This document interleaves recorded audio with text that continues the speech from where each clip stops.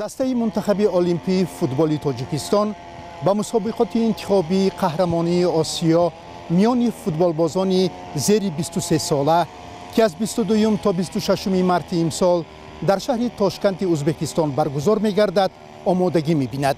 فعلا فوتبالبازان جوان تاجیک تحت رهبری سرمربی عثمان تاشف متخصص ازبکستانی در میدان احتیاطی ورزشگاه مرکزی شهر دوشنبه تمرین می‌کنند.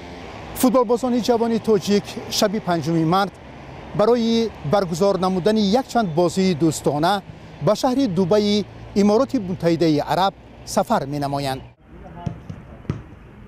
برای بازی سنجشی مقابل تیم امارات به هیئت دسته منتخب المپی تاجیکستان 22 بازیگر، 2 دروازه‌بان، 8 حمایتگر، 9 نیم حمایتگر و 3 حمله‌گر دعوت شدند. در قطر و ترکیه بودیم و مرحله نهایی در امارات متحده عرب می‌گذرد. بچه‌ها با مسابقات خوب آمادگی گرفتند. فکر می‌کنم ما با بازی اولین در تاشکند که 22 مارس با تیم هندوستان دایر می‌گردد با روحیه بلند و حالت خوب می‌آییم. آن وظیفه‌ای که رهبریت فدراسیون فوتبال تاجیکستان در نزد دسته گذاشته است، یعنی به مرحله نهایی مسابقات راه پیدا کردن اجرا شونده است.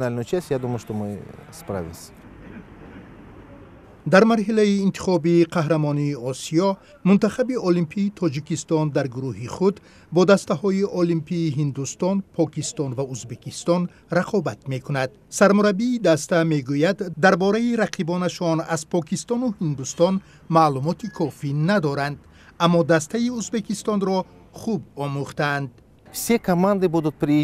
همه دسته هایی که در مرحله انتخابی اشتراک میکنند تنها با یک مقصد به مرحله نهایی برآمدن وارد میدان میشوند.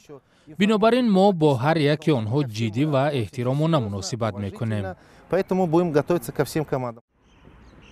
عثمان تاشف 53 ساله در شهر بخارا تولد شده است. در هیئت دسته‌های مختلف ازبکستان و باشگاه‌های خارجی بازی کرده است. از سال 2000 به کار مربیگی گذشته، همچنین به حیث مشاور IFK و فیفا به بسیار کشورهای جهان سفر کرده است. با فدراسیون فوتبال تاجیکستان قرارداد 1 ساله به امضا رساندند.